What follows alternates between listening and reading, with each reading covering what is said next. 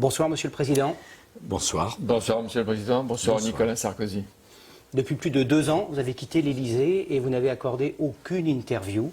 Pourquoi avoir accepté de répondre ce soir aux questions de TF1 et d'Europe 1? Parce que j'ai estimé que la situation était suffisamment grave pour que je dise aux Français ce qu'il en était de l'instrumentalisation politique d'une partie de la justice aujourd'hui.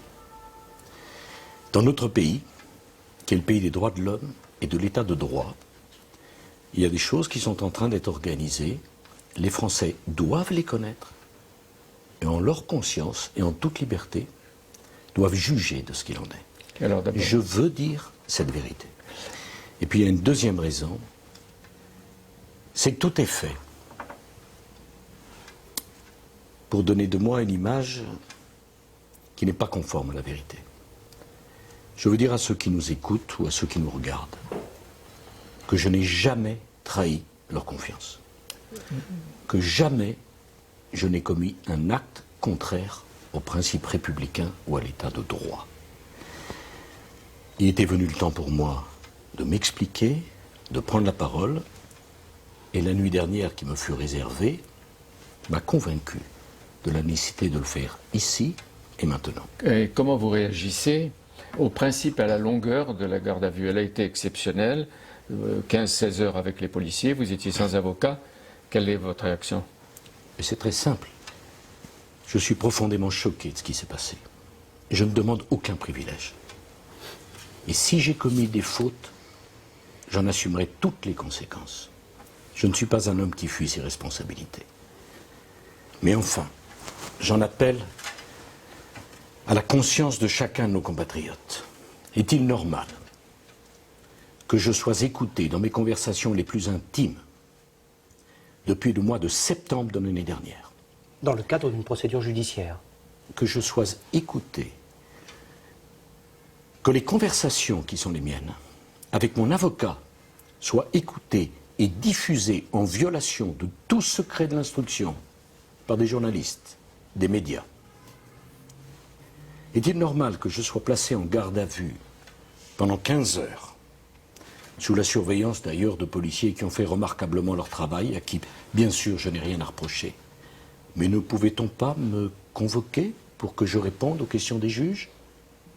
Devais-je absolument avoir rendez-vous avec les 2 dames qui m'ont donné rendez-vous à 2 heures du matin cette nuit, après 14 heures d'interrogatoire par les policiers? Donc il faut bien expliquer aux Français qu'il y a eu d'abord les 16 heures avec les policiers, et à partir d'1 heure, 2 heures du matin, pendant 2 heures, une interrogation par 2 juges. Il y a eu une volonté de m'humilier en me convoquant sur le statut de la garde à vue, qui n'est pas un statut normal.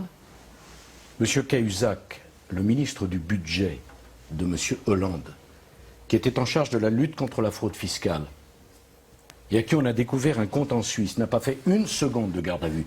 Je ne le lui souhaite pas.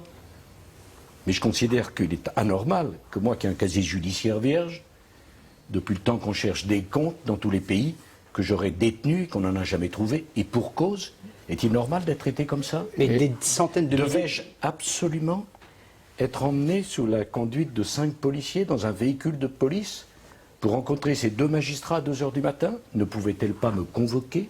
Et est-ce que vous pensez que les chefs d'accusation contre vous étaient déjà anticipés, qu'elles avaient décidé avant de vous voir? Écoutez, ces chefs d'accusation sont grotesques. On va les voir. Et je vais vous en donner la preuve. Lorsque je suis arrivé après 14 heures d'interrogatoire par les policiers, je ne connaissais pas le dossier. J'ai accepté de répondre à toutes les questions scrupuleusement. Ça a donné 45 pages de procès verbal qui étaient à la disposition des juges. Je me suis assis dans le fauteuil en face de ces 2 dames, juges d'instruction. Elles m'ont signifié, sans même me poser une question, 3 motifs de mise en examen avant même d'avoir répondu à quoi que ce soit.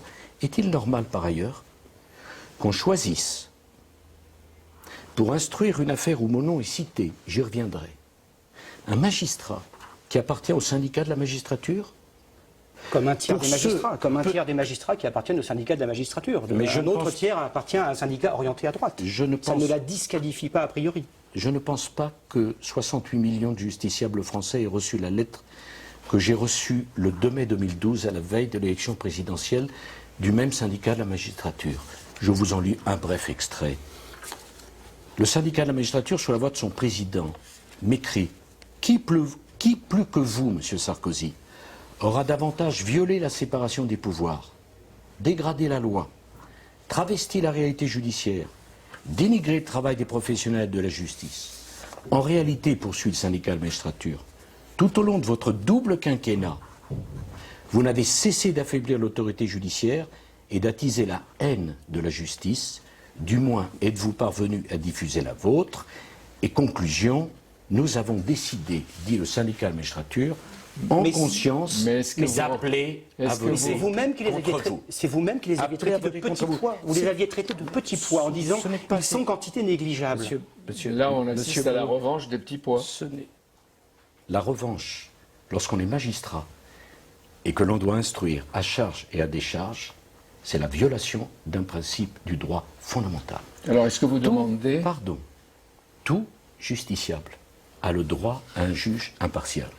Je demande à ceux qui nous écoutent ou nous regardent, qui aimerait avoir pour trancher un différend entre lui et la justice, en face de lui un magistrat dont l'obsession politique est de détruire la personne contre qui il doit instruire à Ce charge soir, et est-ce à que vous décharge. demandez, est-ce que vous réclamez de nouvelles juges moins militantes selon vous?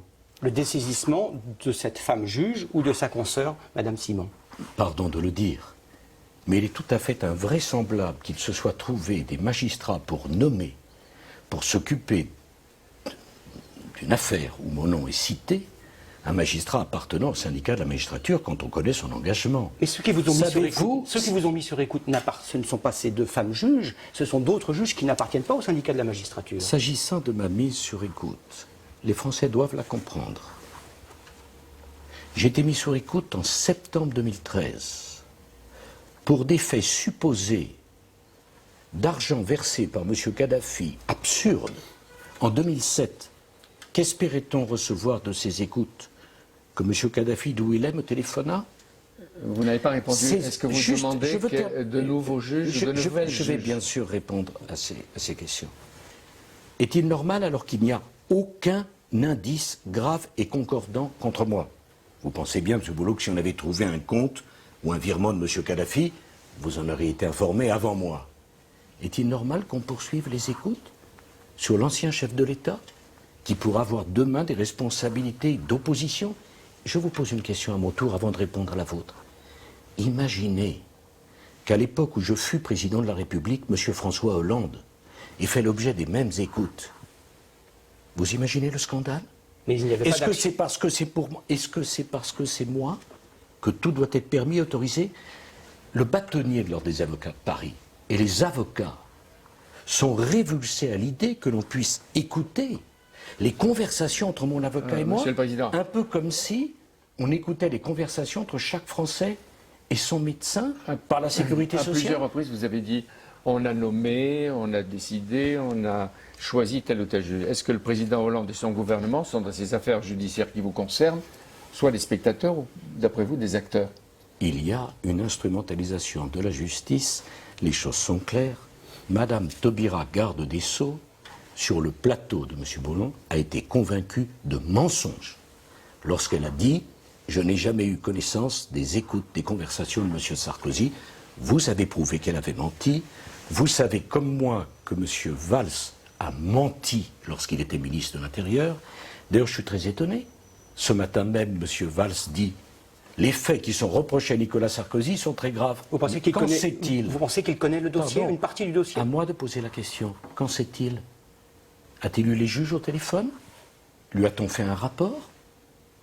Il aurait dû dire les faits supposés reprochés à M. Sarkozy. Mais le président de la Monsieur République lui a Sapin, dit tout à l'heure il Monsieur faut le Sapin. respect de l'indépendance Bien sûr. et de la présomption d'innocence. Je vais venir au Ces président. principes, ils ne sont Je pas vais respectés venir à avec vous. Monsieur Hollande. Monsieur Ils ne sont pas Sapin, respectés. Monsieur Sapin, ministre des Finances, a déclaré dans une interview récente, stupéfiante de sincérité, Sarkozy, mais on va s'en occuper. Quant à M. Hollande, ses collaborateurs se sont livrés à une exploitation éhontée de mes archives, en violation de toutes les règles républicaines, qui ont été consultées sans commandement de l'autorisation, distribuées à toute personne qui les voulait, le directeur des services informatiques de l'Élysée a été licencié, au motif, a-t-il dit, qu'il refusait d'examiner Je le voudrais disque revenir dur sur de la mes question. ordinateurs. Est-ce Vous que n'avez pas répondu à la demandez question de de Jean-Pierre nouvelles- Cabache. de Demandez-vous le nouvelles juges dessaisissement de ces deux magistrats ou pas? J'aurai l'occasion de prendre un certain nombre d'initiatives, parce que, voyez-vous, envers et contre tout, je crois dans l'honnêteté et l'impartialité des magistrats dans notre pays. Mais pas celle-là. Ne confondons pas une petite minorité militante et les magistrats. J'aurai l'occasion de faire valoir mes droits en la matière. Je ne demande aucun avantage particulier. Et je ne Vous êtes suis pas traité comme un venu. justiciable, comme les autres, parce qu'on Je dit ne suis pas il venu. ne veut pas être traité comme un citoyen normal.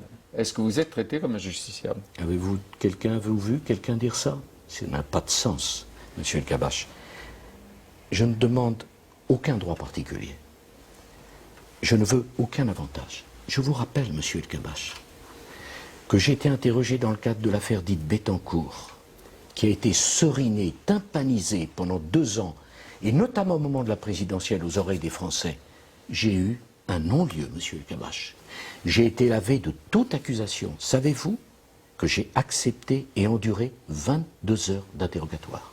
Oui. Dans l'affaire dite Karachi, monsieur El Kabache, 10 ans d'enquête menée par monsieur Van Ruynbeck aboutissent au fait que mon nom et tout ce que j'aurais pu faire est complètement reconnu comme totalement étranger. Qui en parle, monsieur El Kabache?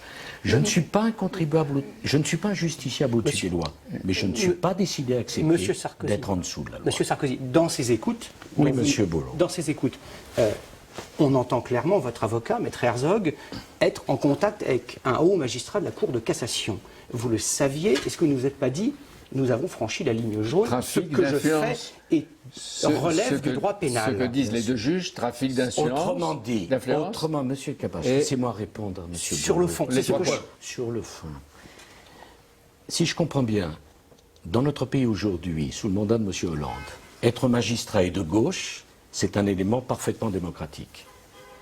Être comme monsieur Azibert, un magistrat ou magistrat de la Cour de cassation, partageant les idées politiques de la droite, c'est le premier indice de la corruption. Mais il ne parlait pas de C'est- dîner en ville, il parlait de votre dossier, Pardon, je vais y Monsieur le venir. Président. C'est scandaleux.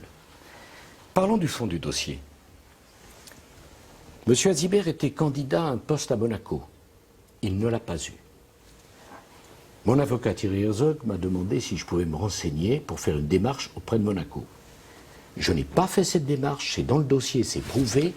Le palais de Monaco a indiqué il n'y a eu aucune démarche en faveur de monsieur Azibert, et par ailleurs, il existe une écoute qui, elle, n'a pas fuité dans la presse, on se demande bien pourquoi, où je dis à Thierry Herzog, non, je ne ferai pas l'intervention. Et enfin, la décision de la Cour de cassation, que j'attendais positive, fut négative. Résumons le dossier sur le fond. Monsieur Azibert n'a rien obtenu, je n'ai pas fait de démarche, et j'ai été débouté par la Cour de Vous cassation. prenez à témoin les Où Français et la où- France ce soir. Permettez que je termine là-dessus. Mais- Où est le trafic d'influence? Euh, Où est la corruption? Qui a corrompu? Pour quel objet? C'est Qui avez-vous scandaleux. corrompu? Qui avez-vous C'est corrompu? scandaleux.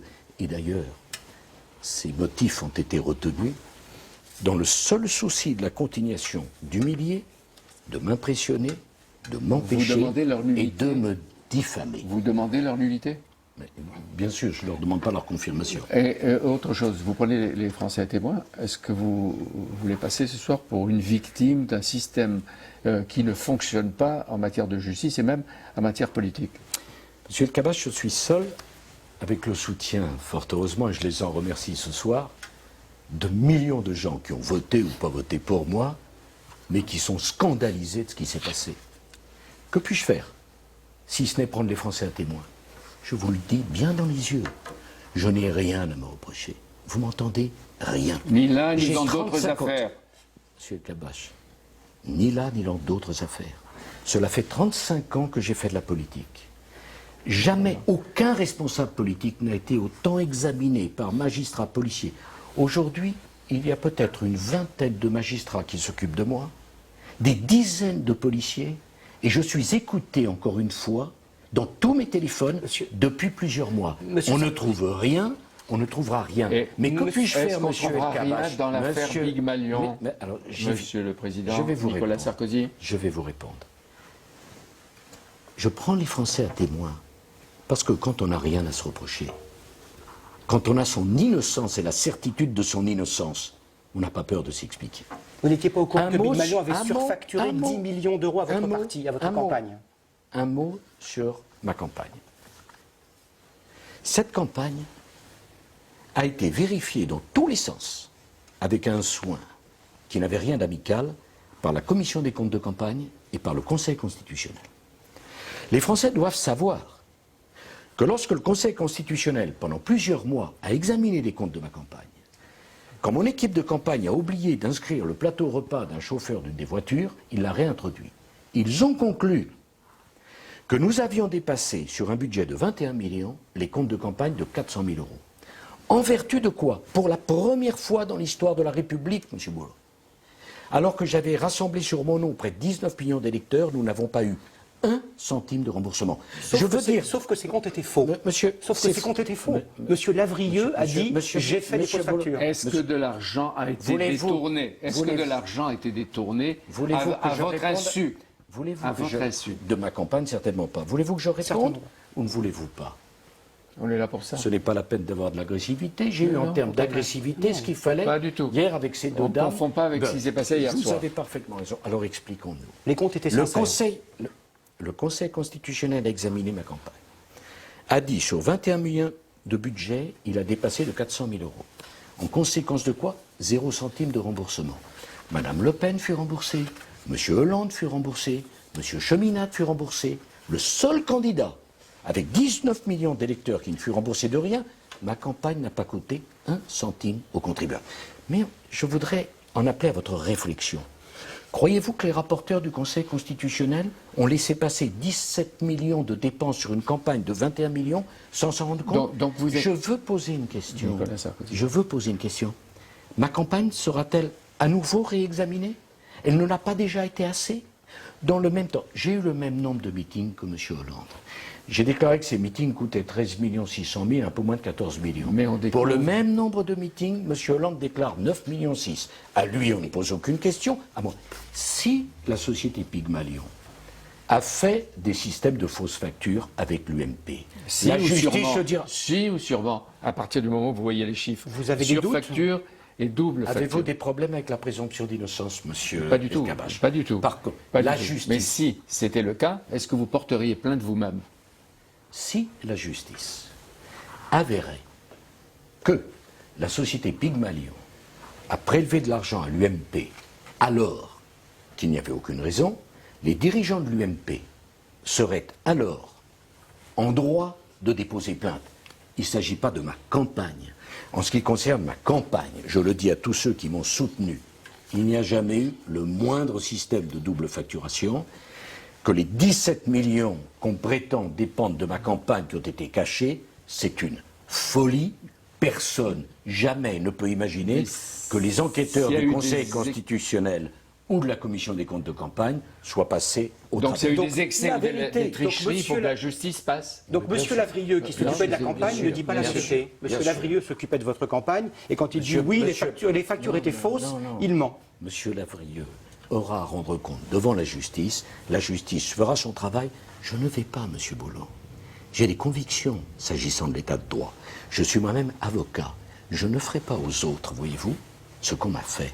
Parce que je considère que lorsqu'on on emploie des méthodes indignes, c'est plus humiliant pour celui qui est l'auteur de ces méthodes que pour celui qui en subit les Nicolas conséquences. Sarkozy. Nous allons devoir conclure. On va Jean-Pierre. conclure.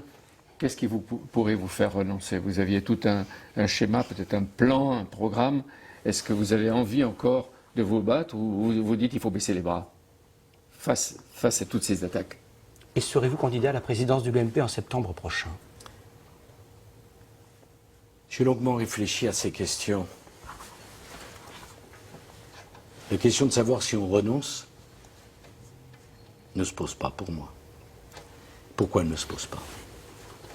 Parce que vis-à-vis de son pays, on a des devoirs, on n'a pas des droits.